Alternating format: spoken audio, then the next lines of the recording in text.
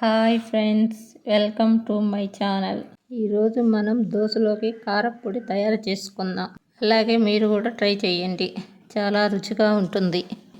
ముందుగా కావాల్సిన పదార్థాలు: ఎండుమిరపకాయలు, ధనియాలు, జీలకర్ర, వేరుశనగపప్పు, ఉప్పు.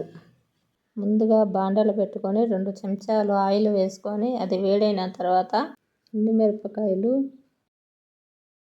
కొంచెం ధనియాలు, జీలకర్ర, వేరుశనగపప్పు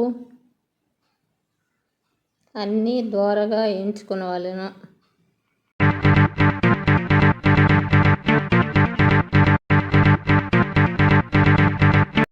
వేయించుకున్న పదార్థాలను మిక్సీ జార్లో వేసుకోండి. తగినంత ఉప్పు వేసుకొని పొడి చేసుకోండి.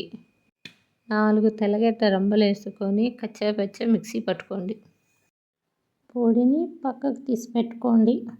ఈ పొడి ఎగ్ దోశలోకి, నెయ్యి కారం దోశలోకి, టిఫిన్లోకి, మరి వేడి అన్నంలోకి చాలా రుచిగా ఉంటుంది.